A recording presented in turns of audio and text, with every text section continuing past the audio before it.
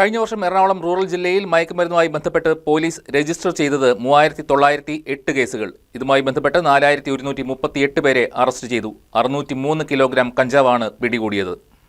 2025 Ernakulam rural ജില്ലയിൽ മയക്കുമരുന്നുമായി ബന്ധപ്പെട്ട് police register ചെയ്തത് 3908 കേസുകളാണ്. ഈ കേസുകളിൽ 4138 പേരെ അറസ്റ്റ് ചെയ്തു. 603 കിലോഗ്രാം കഞ്ചാവാണ് പിടികൂടിയത്. 1 kilo 400 gram MDMA, 740 gram heroin, 2 kilo hashish oil, 200 gram methamphetamine എന്നിവയും 2025 പിടികൂടി. 36 നൈട്രോസെപ്പാം ഗുളികകളും 6 കഞ്ചാവ് ചെടികളും പിടികൂടിയിട്ടുണ്ട്. 90 കിലോ കഞ്ചാവ് തടിയിട്ടപറമ്പ് അമ്പുനാട്ടിൽ നിന്നും പിടികൂടിയിരുന്നു.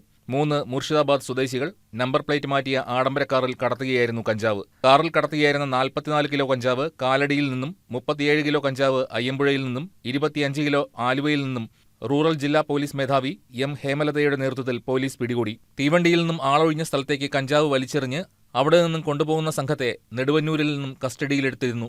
400 ഗ്രാം MDMAയുമായി IT വിദ്യാർത്ഥിയെ നെടുമ്പാശ്ശേരിയിൽ നിന്നും പോലീസ് പിടികൂടിയിരുന്നു. 2 യുവാക്കൾ കാറിൽ കടത്തുകയായിരുന്ന 200 ഗ്രാം MDMA പോലീസ് സാഹസികമായി കസ്റ്റഡിയിലെടുത്തിരുന്നു. കരയാമ്പറമ്പിൽ വെച്ച് കൈകാണിച്ചിട്ടും നിർത്താതെ പോയ വാഹനം പിന്തുടർന്നാണ് പിടികൂടിയത്. 3 കോടി രൂപയുടെ നിരോധിത പുകയില ഉൽപ്പന്നങ്ങൾ മുടിക്കൽ നിന്നും, 2 കോടിയുടെ നിരോധിത പുകയില ഉൽപ്പന്നങ്ങൾ വല്ലം റയോൺപുരത്തു നിന്നും കസ്റ്റഡിയിലെടുത്തു. മയക്കുമരുന്ന് കടത്തും വിൽപ്പനയും തടയാൻ പിറ്റ് NDPS ആക്ട് പ്രകാരം ഒരു യുവതി ഉൾപ്പെടെ കഴിഞ്ഞ വർഷം 7 പേരെ കരുതൽ തടങ്കലിൽ അടച്ചു. മയക്കുമരുന്നിനെതിരെ ജില്ലാ പോലീസ് മേധാവി M. ഹേമലതയുടെ നേതൃത്വത്തിൽ മിഷൻ പുനർജനി, ഉദയം എന്നീ പദ്ധതികൾ റൂറൽ ജില്ലയിൽ പോലീസ് നടപ്പിലാക്കുന്നുണ്ട്.